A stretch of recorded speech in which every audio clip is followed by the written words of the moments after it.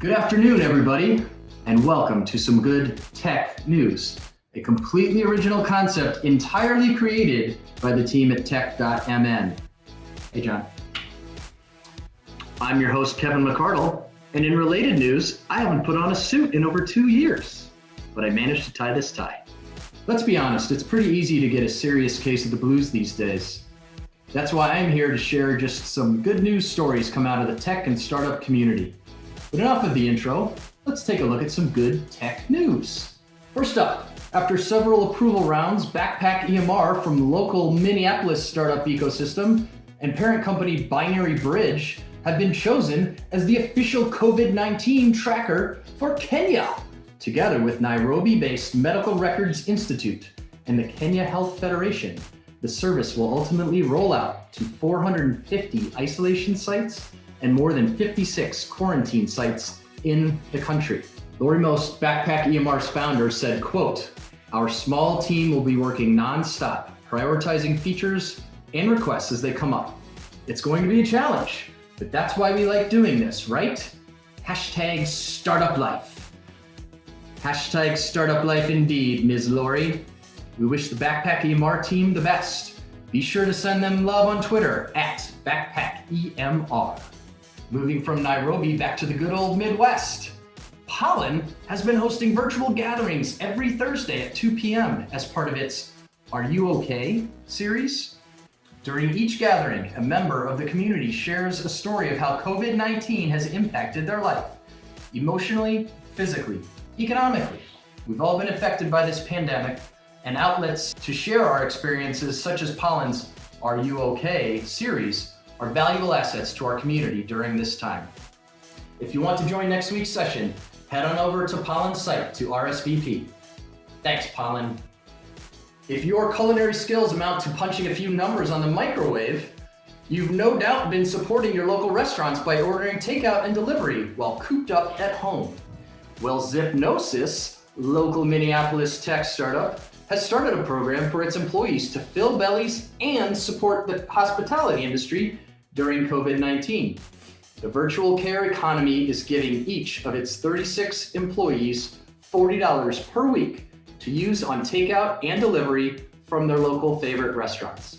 Well done, Zipnosis.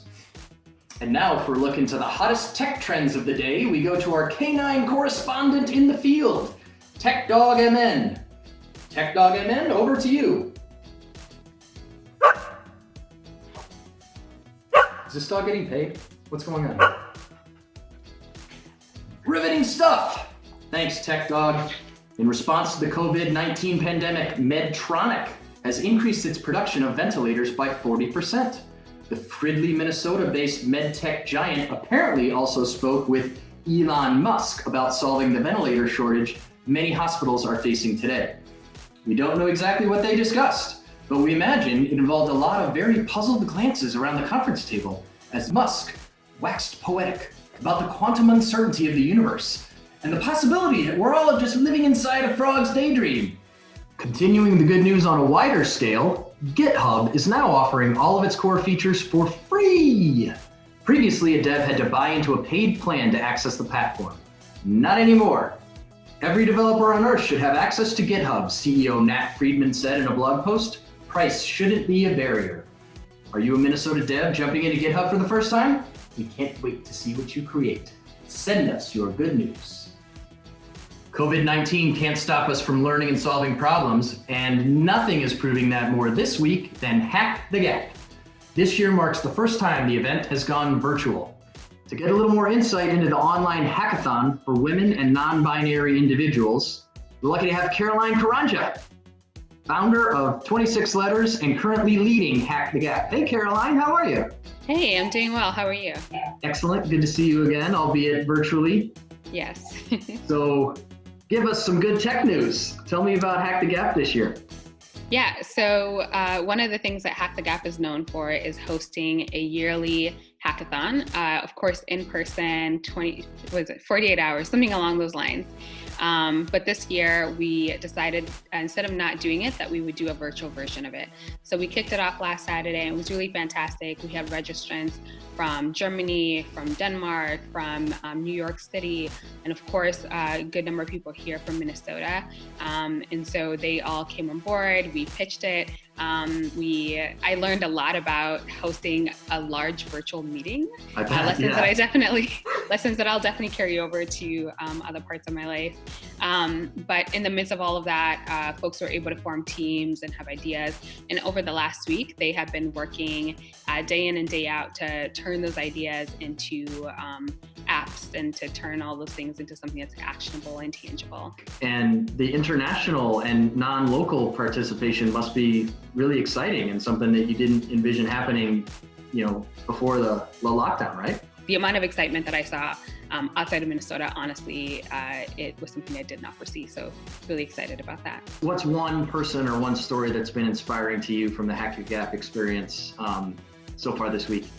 We had an individual on our Twitter, they posted, completely unprompted, they posted that this was their first hackathon, which is, if this is your first hackathon and it's a virtual hackathon, it's definitely an experience. But They were just saying how they are learning a lot and how they're enjoying the teamwork, and to hear all of that, to hear a lot of that sentiment that we do also feel and get in the in-person events carrying over to the virtual events, to that level of enthusiasm. And it's not something that it's always glad to hear that that's the experience that people are having. So that's been really cool to see that we're still able to sort of create that feeling. And then of course, we continuously have really amazing mentors and supporters throughout our community. So to see some of the mentors who have been with us from the very beginning come back and continue to participate and continue to engage, that's also been really exciting. That's really cool. Well, Caroline, keep up the great work. I'm excited for Pitch Day Saturday.